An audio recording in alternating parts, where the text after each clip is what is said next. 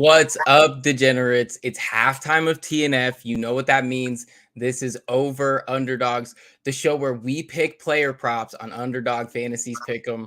If you want to play along with us, use promo code NONSENSE for a nice little bonus.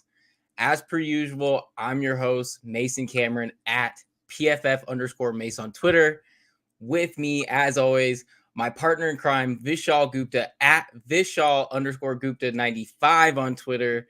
I would ask V how he's doing, but he definitely just let me have it over our NFL versus record from last week, where I pulled out a miraculous push, but we will definitely get into that more tomorrow night. V, how are you doing tonight? You ready to make some money? Yeah, doing good, and hopefully we'll be more entertaining than this game because this is a snooze fest right now. We are definitely the main event because this is got to be the most boring game. As far as Thursday night games have gone, I guess this is kind of on par, but how are you enjoying the game tonight, Vaughn? I've actually been doing work for my other job. Training for my other job. And I didn't really, I saw Falcons, Panthers. I got Kyle Pitts on my fantasy team, but that wasn't enough for me to turn on my Xbox and, stream it. I was just like, it's really just not worth the effort. And it's 13-0 at halftime, right? 13-3. Young Hoku just hit one, so. Oh, yeah. Not much better. Not much better. But, hey, we're right there with you. I can definitely feel it. Hopefully, we can provide some entertainment for everybody at home because they're not getting it with this game. And as you guys know, joining us again is betting writer Vaughn Moore at VMoore1724 on Twitter. We're happy to have him back. We kind of have a nice little cohesion going through the last few weeks, so I figured we wouldn't mess it up and we keep a good thing going. So we're going to head right into it. But first, we have a little housekeeping. So we have to go over our records. And if it wants to open for me, there it goes.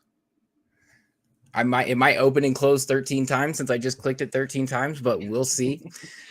So we're still killing it. And actually, miraculously, Vaughn has taken the lead in this thing with his 10-4 record at 71.4%. V right there behind him with a little more volume, but 18-8, 69%. And you guys are absolutely killing it right there. I mean, I still have a nice, moderate 54%. We're still winning money over there. Our locks are still shit in the bed. That's kind of their MO, but it's okay. We're going to pick it up. And over into where the magic really is with the insurance. So if anybody doesn't know, now PickEm Insurance is a great way to hedge your entry. When you turn insurance on, your potential payouts will be slightly reduced, but you can still win money even if you miss a pick. We're playing it on all of our cards. And V is absolutely killing it out here. 8 wins with insurance, cashing almost every single week. You love to see it. And we're about to make some more money this week. So, V, why don't you go ahead and run the people through your card for the week? All right. Let's start off with Kirk Cousins lower than 259.5 passing yards.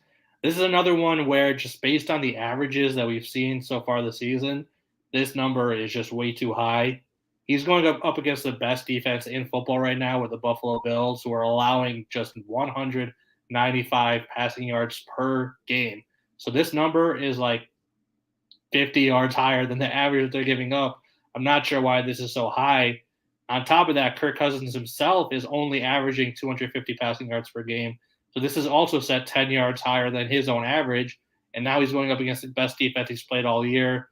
Doesn't really make sense. The Bills have only given up more than 240 passing yards in a game this year twice. Once was to Mahomes, the other times was to Kenny Pickett, but that was just because the Steelers were playing 60 minutes of garbage time. They were down so much so early.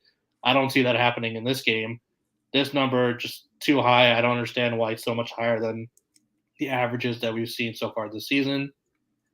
Next up, I'm going to run this back from last week. Jalen Waddle higher than 69.5 receiving yards. He has gone higher than 69 receiving yards in 5 of the 6 games that Tua has started and finished. And the only one where he missed, he had exactly 69 yards. So he's right there on this number every single time he's playing with Tua. And I don't think this Cleveland defense is going to be able to slow down this passing offense. Their secondary has just been too inconsistent, especially Denzel Ward. He had some good games, but he's also had some really bad games. I think Jalen Waddle and Tyreek Hill will continue to torch secondaries in this game. And then finally, I have Darnell Mooney higher than 43.5 receiving yards. He's gone higher than this number in 5 of his last 6 games. And again, the only time when he missed was last week when he had 43 receiving yards. So he's, again, right on this number every single time. And then when he played the Lions last year, he played them twice. First time he had 125 receiving yards. Second time he had 123 receiving yards. So he does very well against the secondary. They just don't pose much of a threat. So I like higher than 43.5 receiving yards for Mooney. And you know what V doesn't want to tell you is that part of our NFL versus matchup this week includes that Vikings matchup. Yep. So he had to give me a little jab there. If you want even more breakdown of that game, definitely go check out our NFL versus piece over on the website, importantnonsense.com. And I know that Vaughn is actually going to have something to say about that too, because he has a little bit on his card too. Vaughn, why don't you run the people through your card here? Man. Unbelievable, B. That's a couple of weeks in a row. Yeah. I feel like we've crossed paths a couple times this year. Great minds think alike, right? Yeah, exactly. Right. So yeah, Captain Kirk is playing you fucking like that football right now, but he historically shits down his leg in big games. I don't know that he's going to completely implode, but the only big game he played in or great defense he played against was the Eagles this year, and we saw how that transpired. So I trust Sean McDermott and company to come up with a solid game plan for Justin Jefferson and company, especially with Tre'Davious White returning from injury, which is kind of a low-key thing about this game. Also, the Bills have been weak against the run lately, so I expect them to go with a heavy dose of Dalvin Cook. And with all that in mind, yeah, I'd be surprised if Captain Kirk reached this number. So for my second pick, I'm going to go Amari Cooper lower than 60.5 receiving yards. So Cooper has played great this year, considering he has Jacoby Brissett throwing in the ball. Unfortunately, he's got a date with Xavier Howard this weekend, who is arguably the best man-to-man corner in the NFL right now. I expect Howard to follow Cooper around, making it tough for a backup like Brissett to get him the ball. Plus, the Dolphins' defense is shaky against the run, so I see Stefanski playing to his offensive strengths with a ground-and-pound offense on Sunday. As good as Cooper is, Howard is even better. And, yeah, I think he's going to follow him all game because they have no other receivers to worry about. And for my final and favorite pick, arguably, of the entire season, I'm going with Sam Ehlinger, lower than 33.5 rushing yards. I'm wearing a Colts jersey right now as a tribute to what I'm about to get into.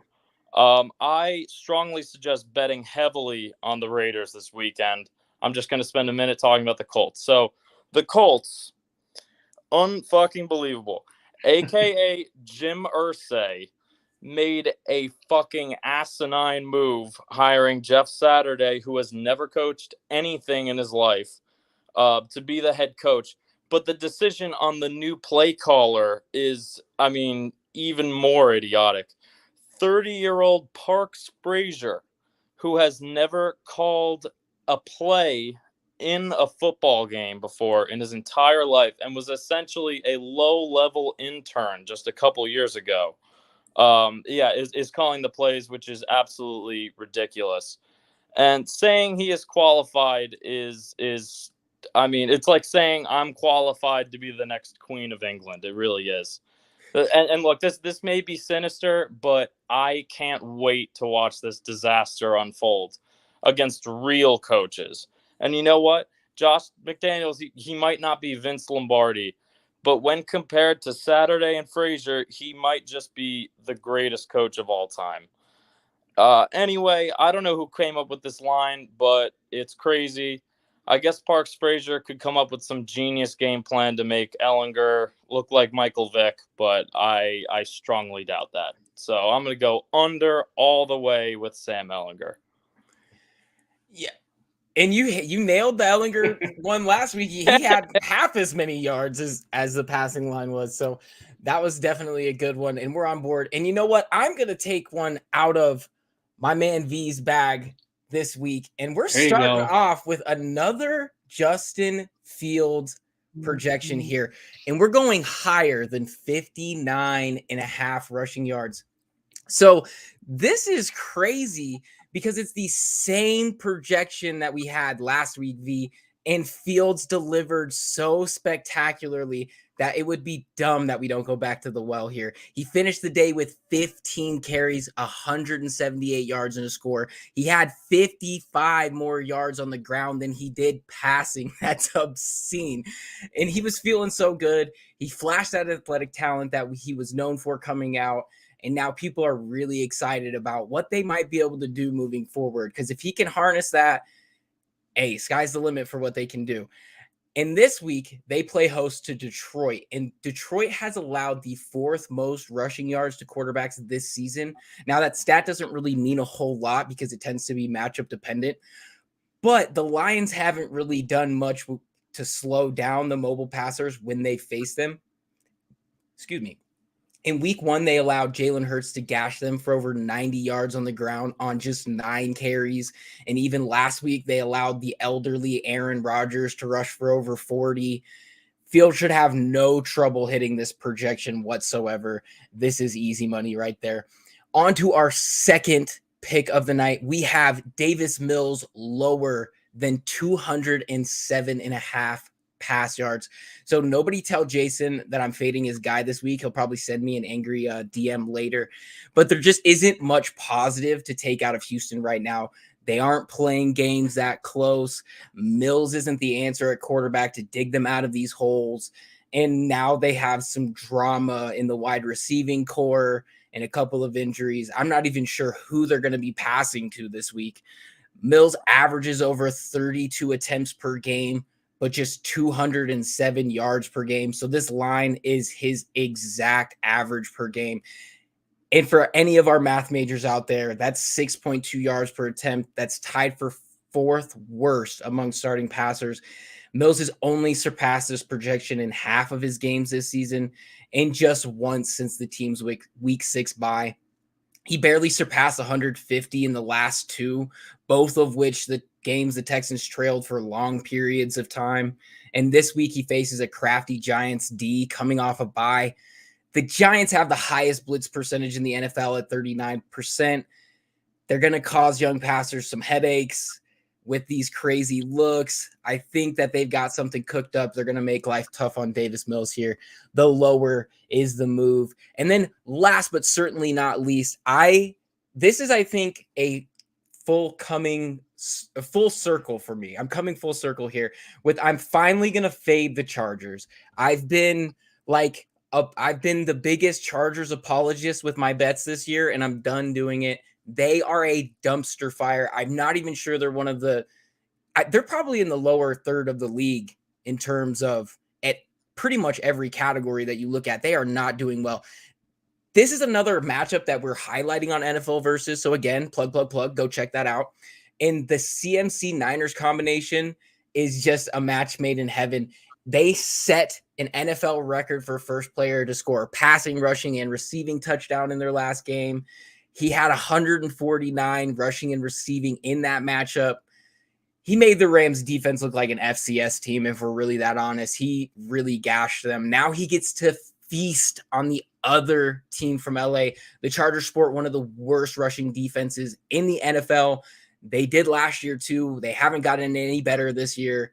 It's pretty bad. They're allowing 5.7 yards per carry. That is the worst mark in the NFL.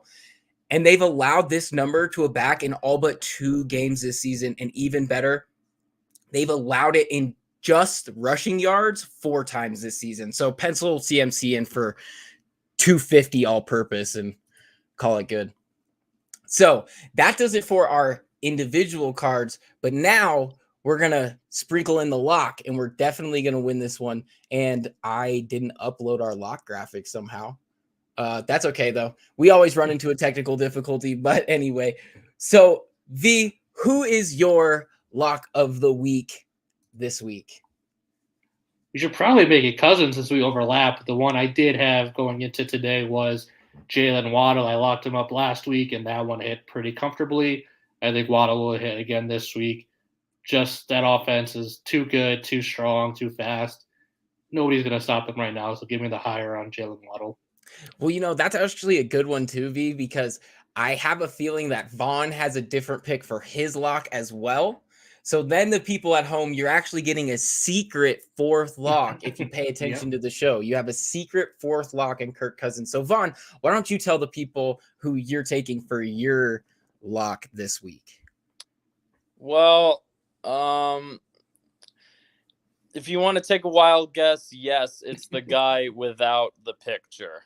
Sam Ellinger, lower than 33.5 rushing yards. I know he ran for 30. I think he ran for 39 yards last week against the Patriots, but the Patriots struggle against, mobile quarterbacks. He's not even mobile though. So that's kind of confusing, but I don't expect him to reach this number. And I actually could see him getting benched in this game. That's a strong take.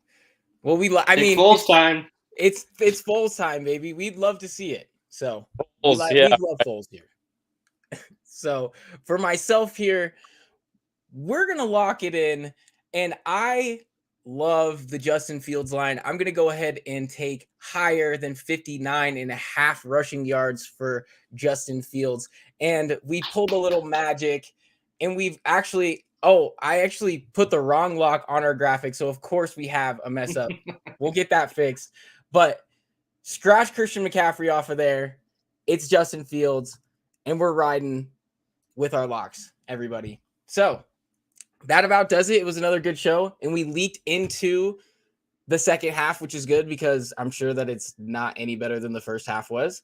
Again, make sure you guys are playing your cards with PickEm Insurance. You'll definitely thank us later. We are back the same time next week, halftime of TNF.